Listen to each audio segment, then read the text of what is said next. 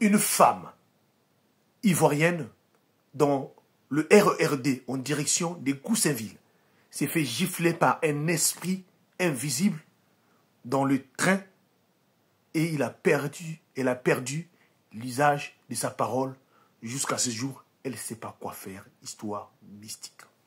Avant toute chose, j'aimerais vous dire, s'il vous plaît, écoutez-moi très bien. Quand vous sortez chez vous à la maison, vous allez quelque part, prenez toujours le temps de prier. Surtout, priez pour votre route, votre journée et ce que vous faites. Le monde dehors est risqué, car vous ne savez pas ce qui nous attend à l'extérieur. Écoutez l'histoire de cette dame ivoirienne qui vit ici en France, ça fait plusieurs années. Cette dernière, elle s'appelle Afa. Afa, elle est ivoirienne, nigérienne.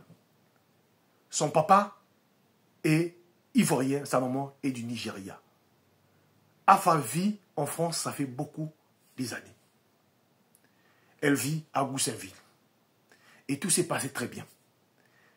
Elle avait l'habitude parfois de se faire ce parcours-là entre Goussainville et Melun, parce que chaque fois, elle partait souvent voir une de ses sœurs qui vit là-bas.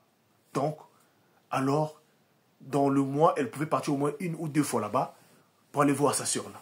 Et rien ne se passait. Voilà un jour où elle va aller voir sa sœur, après avoir discuté avec sa sœur à Melun. Alors, elle décide donc de sortir pour prendre le RERD. Il était pratiquement très tard, c'était apparemment le dernier train. Elle prend le dernier train, elle rentre dans le wagon où elles étaient vraiment bourrées. Mais au fur et à mesure, quand le RER était en train d'avancer, les gens ne faisaient que descendre. Jusqu'au point, dans le wagon, là où elles se trouvaient, elles se sont retrouvées peut-être à 5.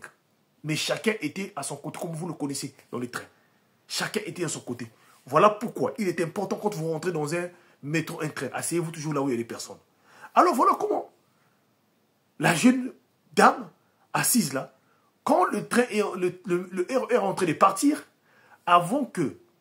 dès que le RER dépasse seulement la gare du Nord et dépasse la gare du Nord pour attaquer d'autres villes, donc on dirait les Saint-Denis, et voilà, par miracle, elle s'est fait gifler. Par comme un veau qui est passé, une bonne gifle qu'elle a reçue. Elle a crié. Et les 5 autres personnes qui étaient assises là, aucune personne n'avait vu. Mais les gens ont vu seulement une personne qui a fait une réaction. Qui sait, alors, elle a mis la tête par terre. Et c'était le sang qui sortait dans les narines. Et quand les gens ont vu cela, les gens sont venus. Ceux qui étaient là, les 5 sont venus. Qu'est-ce qui ne va pas? Oh non, il y a quelqu'un qui m'a giflé. Mais qui t'a giflé? On n'a pas vu une personne ici là. Et c'était que les dernières paroles qu'elle a pu prononcer ce jour-là. Après avoir dit cela, elle ne pouvait plus parler. Elle est devenue muette. Elle est devenue muette. Voilà comment ceux qui étaient dans le train l'ont dit de ne pas continuer de descendre afin d'appeler les pompiers ou d'arrêter le train. Elle est obligée de descendre dans la gare suivante. Les pompiers sont venus, on l'a pris, on l'a mis à l'hôpital. Jusqu'à ce jour où nous parlons là, elle n'a pas encore retrouvé l'usage de sa voix. Elle demande, quand elle a écrit son message, elle demande qu'est-ce qui lui est arrivé.